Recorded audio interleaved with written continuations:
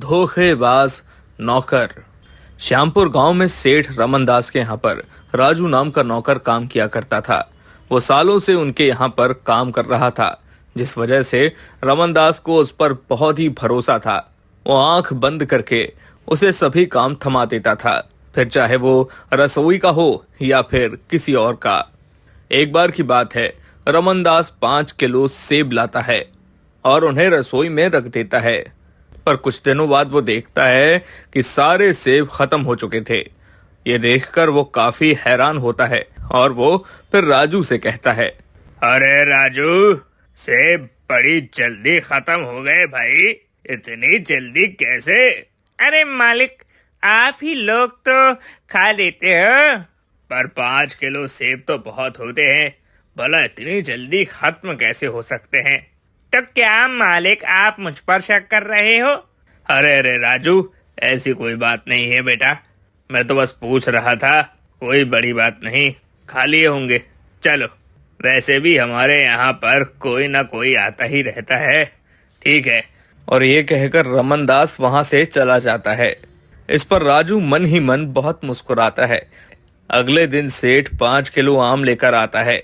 आमों को देखकर राजू के मन में लालच आ जाता है और वो 2-3 आम खा ही लेता है।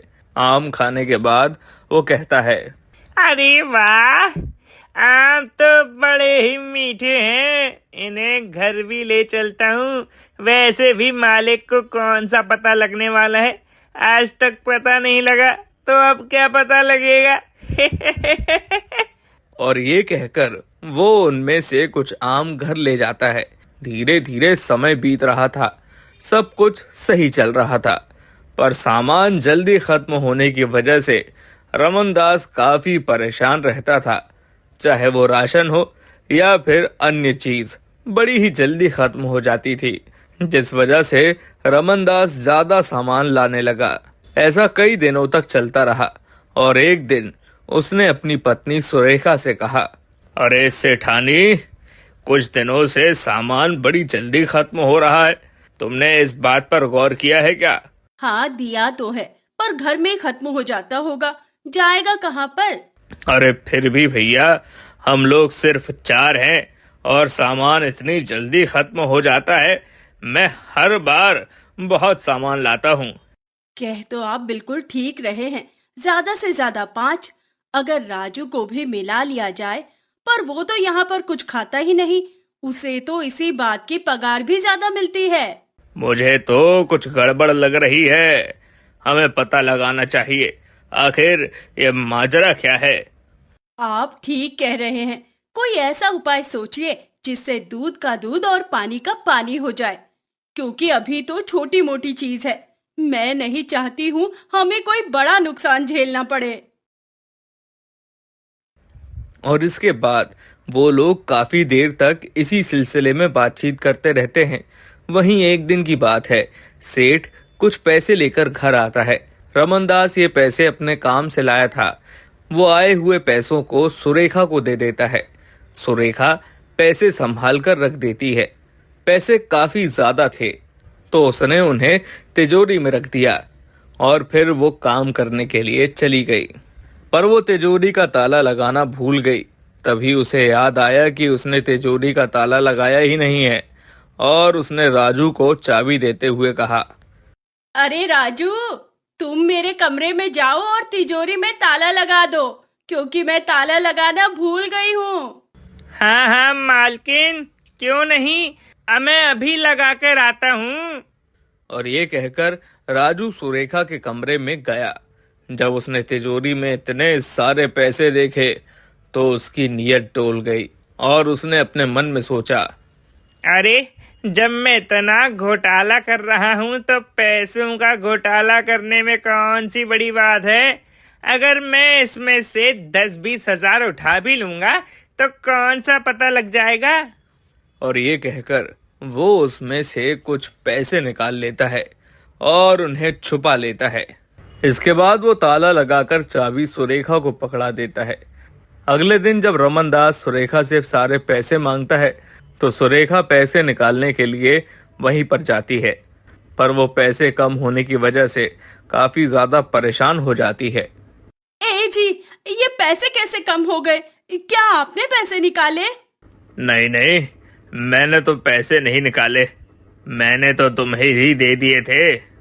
पर मैंने तो इन्हें संभाल कर रखा था और ताला भी लगा दिया था, तो फिर आखिर पैसे कहाँ जा सकते हैं? तभी सुलेखा को याद आता है उसने राजू से ताला लगाने के लिए कहा था और वो राजू को अपने पास बुलाती है। क्या हुआ मालकिन, आपने मुझे इस तरह क्यों बुलाया? राजू, एक बात तो बताओ, कल जब तुम ताला लगाने गए थे तो तुमने क्या पैसे निकाले? नहीं नहीं मालकिन, ये आप क्या कह रही हैं? मैं भला ऐसा क्यों करूँगा?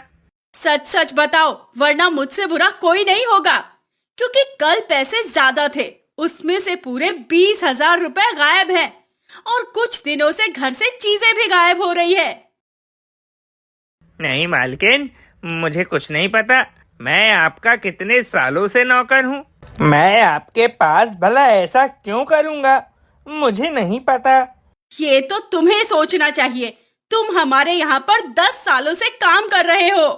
तभी सेठ को याद आता है कि उसने घर में कैमरा लगवा के रखा है, क्योंकि चीज गायब हो रही थी, तो इसीलिए उसने इसका उपाय ये सोचा था और उसने फिर उससे कहा, रुको, अभी पता लग जाएगा कि पैसे किसने निकाले हैं।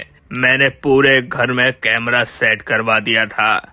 और ये कहकर वो वहां से जाने लगता है, जिससे राजू बुरी तरह घबरा जाता है और फिर उनसे कहता है, नहीं नहीं साहब, मुझे माफ कर दीजिए, मैंने ही पैसे निकाले हैं और घर का जो जो सामान गायब हुआ है वो सब मैं ही ले जाता हूँ। मुझे माफ कर दीजिए, मुझसे गलती हो गई। अच्छा, तो ये बात थी। मैंने इसलिए कैमरे वाली बात कही। मुझे पता था कि चोर तुम ही हो, पर मैं बस तुम्हारे मुंह से ये सुनना चाहता था। मैंने घर में कैमरे नहीं लगवाए हैं। ये सुनकर राजू बड़ा ही हैरान हो जाता है।